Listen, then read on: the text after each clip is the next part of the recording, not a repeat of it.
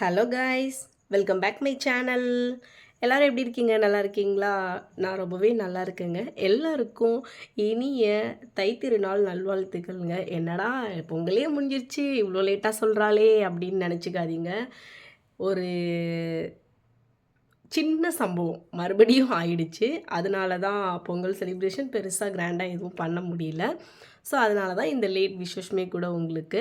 எல்லோரும் குலதெய்வ கோவிலுக்கெலாம் போனீங்களா? பொங்கல்லாம் எப்படி போச்சு? வீட்டில் குழந்தைங்களாம் எப்படி செலிப்ரேட் பண்ணாங்க? நல்லா டான்ஸ்லாம் பண்ணாங்களா? அப்புறம் குழந்தைங்களுக்குலாம் ஒரு 4-5 நாள் லீவ் கிடச்சிது. அந்த லீவெல்லாம் கரெக்டாக ஸ்பெண்ட் பண்ண விட்டிங்களா? எப்படி போச்சு எல்லாருக்கும்? அப்படின்றத கமெண்ட்டில் சொல்லுங்கள். இன்றைக்கி நான் வந்து பார்த்திங்கன்னா உங்களுக்கு சூப்பரான டிப்போடு தான் வந்திருக்கேன். நீங்கள் இப்போ தான் நம்மளோட சேனலை ஃபர்ஸ்ட் டைம் பார்க்குறீங்கன்னா மறந்துடாமல் சப்ஸ்கிரைப் பண்ணிவிட்டு பக்கத்தில் இருக்க பெல் ஐக்கானையும் கிளிக் பண்ணிக்கோங்க. இந்த மாதம் இந்த ஜனவரியில் பார்த்திங்கன்னா நமக்கு ஒரு சூப்பர் ஆஃபர் ஒன்று கவர்மெண்ட் சைட்லேருந்து கிடச்சிது. அந்த ஆஃபர் நீங்கள் வந்து கெயின் ஆனீங்களான்றதையும் கமெண்ட்டில் சொல்லுங்கள். நான் சூப்பராகவே கெயின் ஆனேன். அந்த ஆஃபர் என்ன, அதை பற்றின ஃபுல் டீட்டெயில்ஸை நம்ம அடுத்தடுத்து பார்க்கலாம். இந்த மந்த்து பார்த்திங்கன்னா எவ்ரி மந்த்து நம்ம கவர்மெண்ட் போடுற 1000 ருப்பீஸும் கிடச்சிது. அப்புறமா பொங்கலுக்கு தர 1000 ருப்பீஸும் கிடச்சிது. நம்மளை மாதிரி இல்லத்தரசிங்களுக்கு இந்த 2000 ரூபாய் பார்த்திங்கன்னா ஒரு பெரிய கிஃப்ட்டுன்னே சொல்லலாம். ஸோ அந்த கிஃப்ட்டு எனக்குமே கிடச்சிதுங்க. இதோ பாருங்கள். இந்த ஃபஸ்ட்டு வச்சுருக்க 500 வந்து எங்கள் அம்மா எனக்கு கொடுத்த வந்து பொங்கல் காசுங்க. ஸோ அந்த 501 ரூபாயில் ரூபாயை நான் பத்திரமா எடுத்து வச்சுட்டு இந்த 500 ரூபாயை வந்து வேறு எதுக்காவது செலவு பண்ணலாம் அப்படின்னு சொல்லி எடுத்து வச்சிட்டேன் நான். அடுத்து பார்த்திங்கன்னா இது வந்து பேங்க்கில் போய் எடுத்த 1000 ருப்பீஸை கவர்மெண்ட் கொடுத்தது.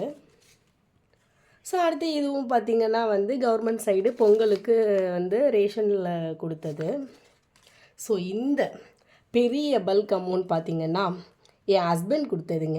இந்த 5000 என்ன இல்லாமல் பணம் என்னும்போது எப்போதுமே இவங்களோட ஃபேஸ் வந்து நம்மளோட ஃபேஸை பார்த்த மாதிரி திரும்ப என்கிட்டே வந்துரு, செலவானாலும் திரும்ப என்கிட்ட வந்துரு அப்படின்ற மாதிரி கவுண்ட் பண்ணணுமா. ஸோ என்கிட்ட சொன்னாங்க. நீங்களும் இந்த டிப்பை யூஸ் பண்ணி பாருங்கள். 1 2 3 4 5 6 7 8 9 10. ஸோ கிட்டத்தட்ட நம்மக்கிட்ட பார்த்திங்கன்னா ஒரு 7500 அப்படி இந்த மந்த்து கிடச்சிருக்கு. ஸோ இந்த 7500 நான் வந்து எப்படிலாம் பிளான் பண்ணி செலவு பண்ணேன் அப்படின்றது உங்களுக்கு தெரிய வேண்டாம்? இருங்க, இந்த காசை நம்ம எடுத்து வச்சிடலாம். ஸோ உங்களுக்கு பொங்கலுக்கு கிடைச்ச காசெல்லாம் உங்களோட சேவிங்ஸ் உண்டியலில் போட்டிங்களா நீங்கள்? ஸோ நமக்கு சேவிங்ஸ் ரொம்ப முக்கியம். இந்த மாதிரி எதிர்பாராமல் வர்ற காசெல்லாம் அப்படியே நம்ம சேவிங்ஸுக்கு தான் போடணும். வீட்டு செலவுக்கு எடுத்து செலவு பண்ணவே கூடாது. ஸோ எடுத்து வச்சிட்டேன். அந்த ட்விஸ்ட்டு என்னன்னு இப்போ ரிவைல் பண்ணுறேன் பாருங்கள். எனக்காக ஒன்றே ஒன்று கண்ணே கண்ணுன்னு நான் ஆசைப்பட்டு வாங்கின இந்த லாங் ஹாரத்தை என் பையன் உடச்சிட்டாங்க. ஸோ ஒரு ஃபங்க்ஷனுக்காக போட்டிருந்த உடச்சிட்டான். இதை வந்து ஒரு 5 ரூபா ஃபெவிக்விக்கில் ஒட்டிக்கலாம்.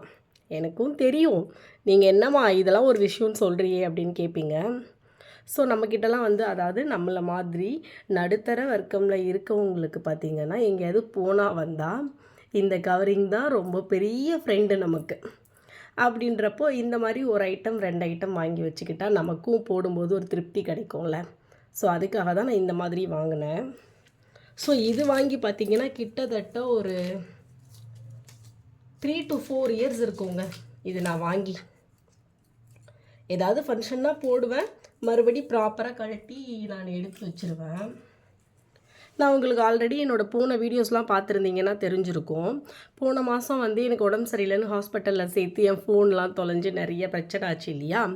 அப்போ வந்து எனக்கு ஹாஸ்பிட்டலுக்கு பார்க்க வந்து வச்சு கொடுத்த காசு, அப்புறம் நான் அந்த மாதம் பார்த்திங்கன்னா கவர்மெண்ட் கொடுத்த 1000 ரூபாய் எடுக்கவே இல்லை. அந்த காசெல்லாம் வச்சு இவனுக்கு ரீப்ளேஸ்மெண்ட்டாக இவனையே தூக்கி சாப்பிட்ற அளவுக்கு இவனை வாங்கிட்டேங்க. ஏமா உனக்கு இந்த வேண்டாத வேலை, ஏமா கவரிங்லாம் இன்வெஸ்ட்மெண்ட் பண்ணுற அப்படின்னு நீங்கள் திட்டுறது என் காதில் விழுகுது. நல்ல ஒரு விஷயம் புரிஞ்சுக்கோங்க. நம்ம லைஃப்பில் கொஞ்சம் கொஞ்சமாக முன்னேறி வர்றோம் அப்படின்றப்போ நிறைய தடங்கள் நமக்கு வரும். ஸோ அந்த தடங்களெல்லாம் வந்து நம்மளோட வெற்றிக்கான பாதையாக நினச்சி அதை ஒரு படியாக அமைச்சு நம்ம போயிட்டே இருக்கணும்னு நான் நிறைய வீடியோவில் சொல்லியிருக்கேன் அடிக்கடி. நான் ஏன் அந்த மாதிரிலாம் சொல்கிறேன் அப்படின்னா, எனக்கு வந்து லவ் மேரேஜ். ஒரு சின்ன பொடி பீஸு குண்டுமணி கூட எங்கள் அம்மா வீட்டில் எனக்கு செய்யலை. அவங்க இருக்கிற சுச்சுவேஷன் அந்த மாதிரி இருந்தால் எனக்கு செய்யாமல் இருக்க போகிறாங்களா? அவங்களோட சுச்சுவேஷன்ஸ் வந்து அந்த மாதிரி. அப்போது நான் என்னோடய டைம்லலாம் என்ன பண்ணுவேன்னா, இந்த மாதிரி நிறைய கவரிங் ஜுவல்லர்ஸ் வந்து நான் யூஸ் பண்ணுவேன். என் ஹஸ்பண்ட் கிட்டே எனக்கு எங்கேயாவது போக ஷேமாக இருக்குது அப்படின்ற மாதிரி போய் சொன்னோன்னா, அவர் சொல்கிற ஒரே வார்த்தை, உன்னை யார் மதிக்கிறாங்களோ, அதாவது ஒரு ஹியூமனாக உன்னை ரெஸ்பான்ஸ் பண்ணுனா அந்த ஃபங்க்ஷனுக்கு நீ போ. நீ போடுற ஜுவல்லுக்கு ரெஸ்பான்ஸ் கொடுக்குறவங்களோட ஃபங்க்ஷனுக்கு நீ போகணுன்ற அவசியமே இல்லைன்னு வந்துட்டு சொல்லிடுவாங்க. ஆனால் எனக்கு உள்ளுக்குள்ளே என்ன இருக்கும், நம்மக்கிட்ட இல்லாதனால நம்மளை அந்த மாதிரி நினைக்கிறாங்களோ அந்த மாதிரியெல்லாம் தோணும். பட் இப்போ அந்த மாதிரிலாம் நான் நினைக்கிறதே கிடையாது. ஏன்னா நான் தான் அந்த எந்த ஃபங்க்ஷனுக்குமே போகிறது கிடையாதே. ஸோ இவனுக்காக இவனை வாங்கியாச்சு. இதோட ரேட் பார்த்திங்கன்னா ஒரு 1500 பக்கம் வந்தது அப்போவே. இன்னமுமே புத்தம் புதுசாக தாங்க வச்சுருக்கேன். இதோட ரேட் பார்த்திங்கன்னா 2400 சொன்னாங்க. நான் ஃபைனலாக வந்து 2000 கொடுத்தேங்க இந்த கிட்டுக்கு. ஸோ ஃபுல்லாகவே பார்த்திங்கன்னா இது கோல்டு மாதிரியே தான் இருக்கும். தெரியுதா? போட்டிங்கனாவுமே சூப்பராக இருக்குங்க. செம்ம அழகாக இருக்கும். இது வந்து கவரிங்குன்னே நம்ப மாட்டாங்க, அந்த அளவுக்கு இருக்கும். ஸோ என்ன பண்ணுறது, எங்கேயாவது போகிறோம் வரோம், கோல்டு நம்ம வச்சுருக்கதே குருவி சேர்க்குற மாதிரி 2 சவரன் 3 சவரன் தான் சேர்த்து வைக்கிறோம். அதையும் எடுத்துகிட்டு போய் எங்கேயாவது தொலைச்சிட்டோ இல்லை எவனாவதோ அத்துட்டு போயிட்டா யார் நமக்கு தருவா? ஸோ அதுக்கு ரீப்ளேஸ்மெண்ட்டாக இந்த மாதிரி நம்ம போட்டு போனோன்னா பார்க்கவே பிரம்மாண்டமாக சூப்பராக இருக்கும். தொலைஞ்சு போனாலும் பெருசாக கவலைலாம் இல்லை. ஸோ அதுக்காக நான் இந்த மாதிரி கவரிங் ஜுவல்ஸ் வந்து எப்போவுமே ஒரு 3 செட்டு 4 செட்டு வீட்டில் வச்சுப்பேன். இப்போ சாரீ போட்டால் ஒரு மாதிரி, இல்லை எங்கேயாவது ஃபங்க்ஷனுக்கு போகிறோன்னா கிராண்டாக அந்த மாதிரி போடணுன்னு. சென்னையில் நான் நிறைய கிட்டு வச்சுருந்தேன். அதெல்லாம் சென்னை விட்டு வரும்போது அங்கே அக்கம் பக்கம் எல்லாருக்கும் கொடுத்தாச்சு. இங்கே அம்மா வீட்டுக்கு வந்துட்டு பெருசாக என்கிட்ட எதுவுமே இல்லை. ஸோ அதனால தான் இது வாங்கினேன். இது எப்படி இருக்குதுன்னு சொல்லுங்கள். இந்த மாதிரி உங்களுக்கு ஏதாவது வேணும் அப்படின்னா என்கிட்ட கமெண்ட்டில் கேளுங்க. இது நான் எந்த கடையில் வாங்கினோனோ அந்த கடைக்கார அண்ணன்கிட்ட பர்மிஷன் கேட்டு அங்கே இருக்க அந்த கவரிங் ஜுவல்ஸ்லாம் நம்ம ஒரு வீடியோவாக வந்து கவர் பண்ண ட்ரை பண்ணுறேன் நான். உங்களுக்கு இந்த மாதிரி கிடைச்ச பணத்தை ஏன் வந்து செலவு பண்ணக்கூடாது, சேவிங்ஸ் தான் எடுத்து வைக்கணும்னு சொல்கிறேன் அப்படின்னா, இந்த மாதிரி எல்லா மாதமுமே நம்ம கையில் காசு வராது. அப்போது நம்ம எல்லா மாதமும் பண்ணுற செலவு மாதிரியே நினச்சிட்டு ஹஸ்பண்ட் கொடுக்குற அந்த காசுலேயே அந்த செலவு பண்ணிவிட்டு நம்மளோட பணத்தை ஸ்மார்ட்டாக சேவிங்ஸ்க்கு எடுத்து வச்சிடணும். இந்த மாதிரி எடுத்து வைக்கிற பணத்தை நம்ம ஒன்றும் நமக்காகவோ இல்லை வேறு எதுக்காகவோ யூஸ் பண்ண போகிறது கிடையாது. ஃபேமிலிக்காக மட்டும்தான் அதை நம்ம யூஸ் பண்ண போகிறோம். ஆனால் நிறைய கணவர்கள் வந்து அதை அண்டர்ஸ்டாண்டே பண்ண மாட்டேன்றீங்க. உங்களுக்கெல்லாம் எப்படி அதை சொல்லி புரிய வைக்கிறதுன்னு எங்களை மாதிரி லேடிஸ்க்கு சத்தியமாக தெரியல.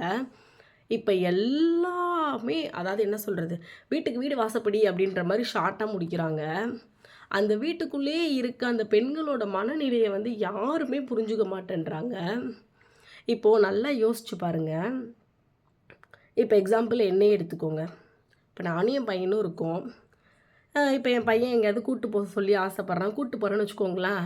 அந்த க்ரௌடில் பார்த்தீங்கன்னா நிறையா ஹஸ்பண்ட் அவங்க குழந்தைய கேர் பண்ணிக்கிற விதம், அவங்க ஒய்ஃபை கேர் பண்ணுற விதம், அதெல்லாம் பார்க்கும்போது எனக்கு மனசுக்குள்ளே வந்து ஒரு ஓரத்தில் ச்சே, நம்ம ஹஸ்பண்டும் கூட வந்திருந்தா ஜாலியாக இருந்திருக்கும்ல, நம்மளும் இந்த மாதிரி என்ஜாய் பண்ணியிருக்கலாம்லன்ற மாதிரி தோணும். அது வந்து பொறாமை கிடையாதுங்க, நம்மளுக்கு அது நடக்கலையே அப்படின்ற ஒரு ஏக்கம் தான். இதை வந்து நான் 2-3 பேர்கிட்ட ஷேர் பண்ணியிருக்கேன். அவங்க என்னமோ நான் வந்து பொறாமைப்படுற மாதிரி நினச்சிட்டாங்க. எல்லா லேடிஸ்க்குமே அந்த தோணல் இருக்கும்ல. இப்போ ஒரு இடத்துக்கு போகிறோன்னா புருஷனோட போகும்போது கிடைக்கிற மரியாதை வேறு, நம்ம தனியாக போகும்போது அது கிடைக்கிற ரெஸ்பான்ஸ் வேறு. ஸோ அந்த மாதிரி நிறைய இடத்துல நான் அதை வந்து ஃபீல் பண்ணியிருக்கேன். அதை வந்து நம்ம ஹஸ்பண்ட்கிட்டே சொல்லும்போது கூட அதை வந்து அவங்க பெருசாக எடுத்துக்கிறது இல்லை. ஏன் இப்போ சிங்கிள் உமன்லாம் போகிறது இல்லையா, இல்லை ஹஸ்பண்ட் ஃபாரினில் இருக்க ஒய்ஃபெல்லாம் வந்து அந்த சுச்சுவேஷன்ஸ் எல்லாம் ஹேண்டில் பண்ணலையா, நீ மட்டும் என்னமோ பெருசாக ஹேண்டில் பண்ணுற மாதிரி சொல்கிற அப்படின்ற மாதிரி சொல்கிறாங்க. அதாவது ஒரு மனுஷனுக்கு பார்த்திங்கன்னா 2 விஷயம் இம்பார்ட்டன்ட். ஒன்று அது ஜென்ஸாக இருந்தாலும் சரி லேடிஸாக இருந்தாலும் சரி, ஒன்று வந்து அவங்களோட ஹெல்த் நல்லா இருக்கணும், இன்னொன்று வந்து அவங்களோட மனநிலை நல்லா இருக்கணும். இப்போ பார்த்திங்கன்னா நானே ஆல்ரெடி சிக்காக இருக்கேன். இதில் இந்த மாதிரி சுச்சுவேஷன்ஸ்லாம் ஃபேஸ் பண்ணி என்னோடய மைண்ட் ப்ரெஷர் என்ன ஆகுதுன்னா, ச்சே நம்ம தான் இந்த மாதிரி லாக் ஆகிட்டோமோ, அப்போ நம்ம ஃப்யூச்சர் எப்படி போகுது, நம்ம குழந்தைய எப்படி வளர்க்க போகிறோம், கடன் எப்படி அடைக்க போகிறோம், அடுத்து என்ன அடுத்து என்னன்ற மாதிரி என் மைண்ட் நிறைய சிந்தனைகள் சிந்திக்க ஆரம்பிக்குது. ஒரு வேளை சீக்கிரம் நமக்கு ஏதாவது ஆயிடுமோ அப்படின்ற மாதிரி பயத்தையும் கூட உண்டு பண்ணுது. என்ன மாதிரி வீட்டிலே இருந்து யார்கிட்டையும் எதையும் ஷேர் பண்ண முடியாமல் இருக்க இல்லத்தரசிகள் படுற மாதிரி கஷ்டம் வேறு யாருமே படுறது கிடையாது. அந்த கஷ்டத்தை ஒரு கஷ்டமாக யாருமே உணர்றதும் கிடையாது. அதாவது அடிக்கடி சொல்லுவாங்க எல்லாருமே, சைக்கிளில் போகிறவனுக்கு பைக்கில் போக ஆசை, பைக்கில் போகிறவனுக்கு காரில் போக ஆசை அப்படின்னு. அந்த ஆசைகள் எல்லாருமே மனுஷங்க தான். எல்லாருக்குமே ஆசைன்றது கண்டிப்பாக இருக்கும். ஒரு ஆசை இல்லாத ஒரு மனுஷனே கிடையாது. அப்படின்றப்போ நம்மளும் ஒரு நார்மல் ஹியூமன் தான். எல்லாத்துலேயுமே ஆசை வர்றது சாதாரணமான ஒரு விஷயம் தானே. ஏன் இப்போ நான் இவ்வளோ லென்த்தாக ஃபேமிலியை பற்றி பேசுகிறேன் அப்படின்னா, பொங்கலுக்கு நான் வந்து எங்கள் குலதெய்வ கோவிலுக்கு போய் ஒரு 3 வருஷம் ஆகுது. போகணுன்ற ஆசை மட்டும் இருந்தது. சரி ஓகே அப்படின்னு சொல்லி பிளான் பண்ணிவிட்டு, எங்களோட கோவில் பார்த்திங்கன்னா ஷோலிங்கபுரம், ராணிப்பேட்டை டிஸ்ட்ரிக்டில் வரும். அங்கே தான் வந்து எங்களோட கோவில். ஸோ அங்கே பார்த்திங்கன்னா லக்ஷ்மி நரசிம்மர் கோவில் வந்து இருக்குது. 108 திவ்ய தேசங்களில் ஒன்று தான். அந்த கோவில் பார்த்திங்கன்னா நல்ல பயங்கர பாசிட்டிவ் வைப்ரேஷனாக இருக்கும். 1300 சில்லற ஸ்டெப்ஸ் இருக்குது. மேலே ஏறி போய் தான் சாமி கும்பிடணும்.